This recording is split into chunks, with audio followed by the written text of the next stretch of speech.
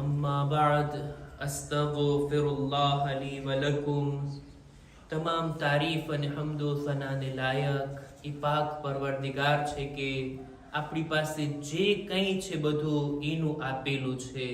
આપણે કોઈ ચીજના માલિક નથી. તે આપણો અને આપણી તમામ ચીજોનો પેદા કરનાર, પાળનહાર અને માલિક છે. દુરૂદો સલામ થાય મુહમ્મદ અને આલે મુહમ્મદ ઉપર.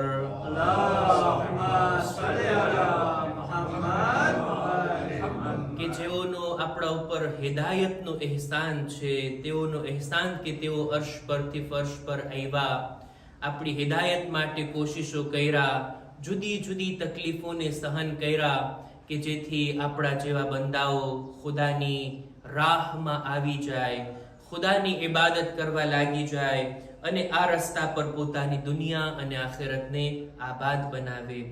ખુતબાની શરૂઆતમાં પોતાની જાતને અને ત્યારબાદ આપ તમામ મુઅમિનીન મુઅમિનાતને તકવા, પરહેઝગારી, ગુનાહોથી બચવા, નેક અને દીનદાર બનવાની ભલામણ કરું છું.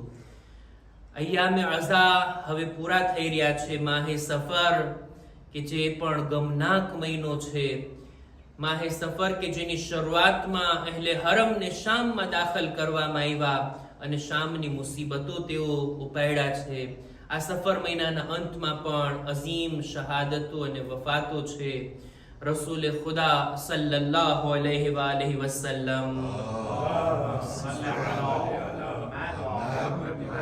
એમની ગમનાક રહેલત અને સાથોસાથ આપણા 8મા ઇમામની શહાદત, આ ગમના મોકાની અને ગમની મુનાસિબતો વાળો આ મહિનો હતો કે જે હવે પૂરો થઈ રહ્યો છે. ખુદા ઇન્શાઅલ્લાહ સફર મહિનાની આપણી અઝાદારીને પોતાની બારગાહમાં કબૂલ ફરમાવે. ખુતબે જુમાની અંદર આપ લોકોને ધ્યાનમાં હશે કે આપણા ખુતબે જુમાના સિલસિલામાં નહજુલ બલાગાનો 185મા નંબરનો ખુતબો આપણી ચર્ચા હેઠળ હતો. લગભગ છેલ્લા 4 મહિનાથી આપણે આ ખુતબા ઉપર ચર્ચા કરી રહ્યા છીએ. દર જુમાના એક પેરેગ્રાફને તમારી સામે રજૂ કરતો હતો. આજે ફરી પાછું 2 અઠવાડિયાની ગેરહાજરી બાદ આ સેમ્પલ જમાતની અંદર આપણે 185મા નંબરના આ ખુતબાને આગળ વધારીએ. આની અંદર મૌલા પેલા તો ખુદાના વખાણ કરે છે, ખુદાની સિફતોને બયાન કરે છે, એના વજૂદને અને એના એક હોવાને મૌલા સાબિત કરે છે કે ખુદાની તૌહીદ કેવી છે. ત્યારબાદ રસૂલે ખુદાને યાદ કરી એમની રિસાલતની ગવાહી આપીને એમના આવવાના મકસદને બયાન કર્યા અને એમણે કરેલા કામોને પણ મૌલા ગણાવ્યા અને રસૂલ ઉપર દુરૂદ સલામ મોકલ્યા.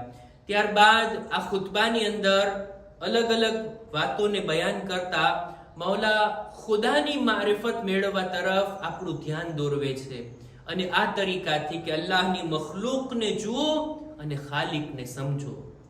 મખલૂક જેટલી બારીકી વાળી એની બનાવટ હશે ને, એનો ખાલિક એટલો જ અઝીમ અને બુલંદ, હિકમત વાળો અને તદબીર કરવા વાળો હશે. ત્યારબાદ ઇમામ ચોખવટની સાથે એક નાની એવી મખલૂકનો જિક્ર કર્યા જેને કહેવાય છે એન્ટ, કીડીના બારામાં વિગતવાર મૌલા આ ખુતબાની અંદર બહુ સારું વર્ણન કર્યા અને વિચારવાની વાતોને આપણી સામે રાખ્યા. કીડી બાદ મૌલા એ પણ વાત બયાન કરે છે કે જે ખુદા કીડીનો ખાલિક છે ને, એ જ મોટી મોટી મખલૂકનો ખાલિક છે. જે હાથી અને એના જેવી મોટી મખલૂક છે, એની અંદર જેટલા અંગો છે એવા જ અંગો ખુદાએ એક કીડીમાં રાખ્યા છે. અને આ બધું ખુદા માટે પેદા કરવું એક સમાન છે.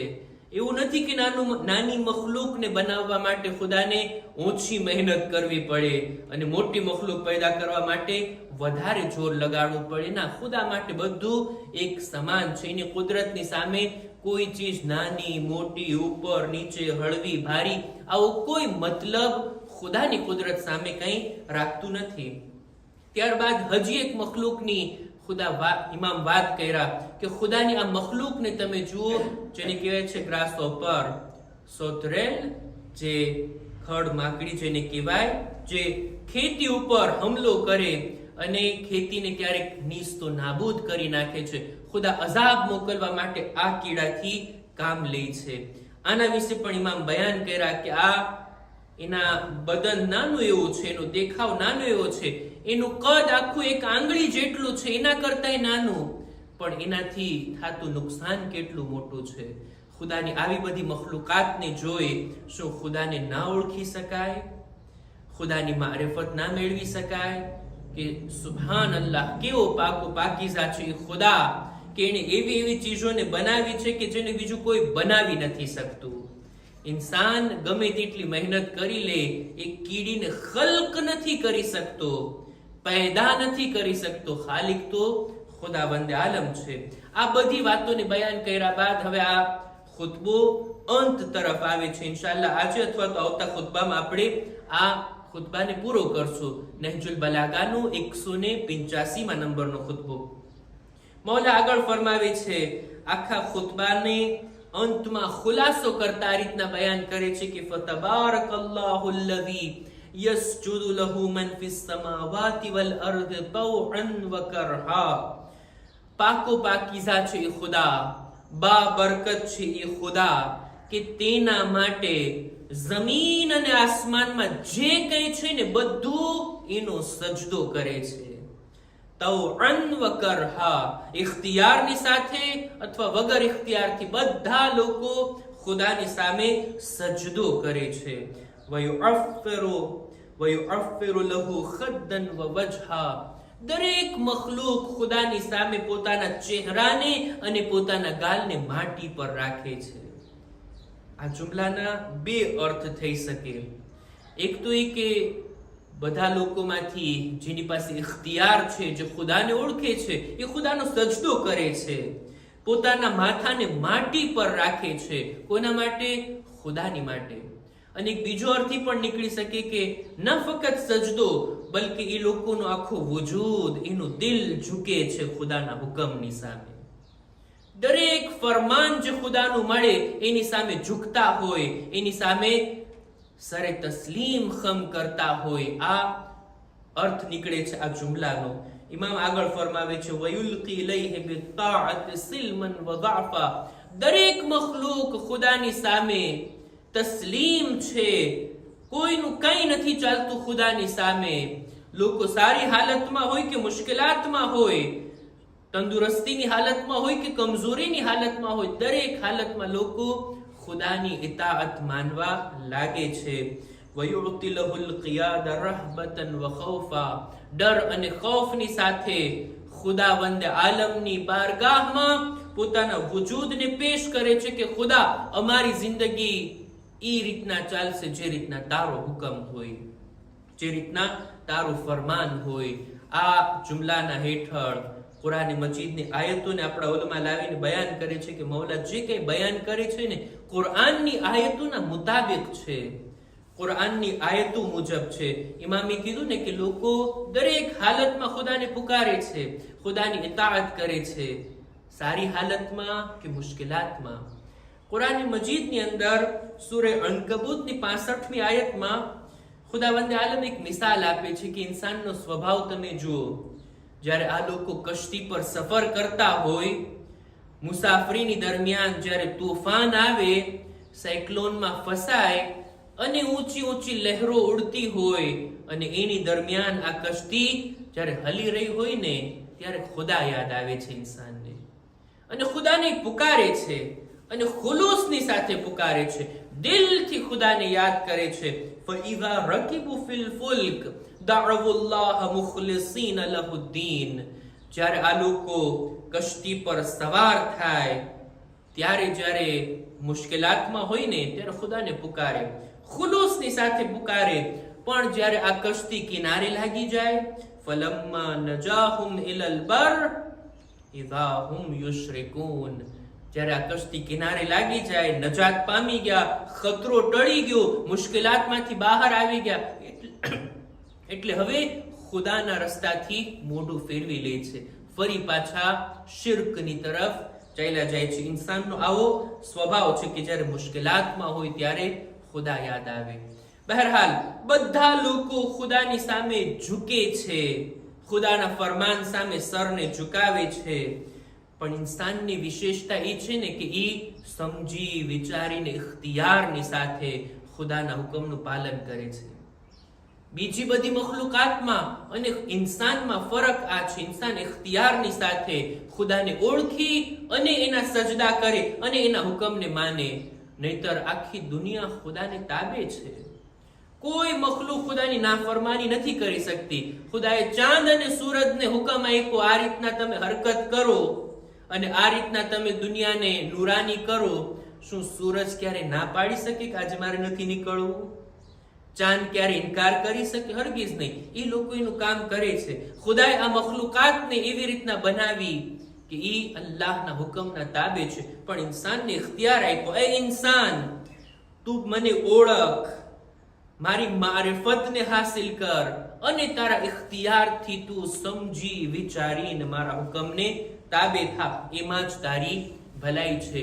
આ રીતના ઇમામ બધી મખલુકાતના ખુદાની સામે ઝૂકવાની વાત કર્યા બાદ ફરી પાછા અલ્લાહની એક મખલુકના બારામાં વાત કરે છે અને એના વિશે જરાક બયાન કરીને આપણને ફરી પાછા ખુદાની મારિફત તરફ લઈ જાય છે. અને એ છે પરિંદાઓ, પક્ષીઓ, આ ઉવાઝો જે હવામાં ઉડતા હોય. ઇમામ કહે છે એને તમે જોતા નથી, એના ઉપર વિચાર નથી કરતા.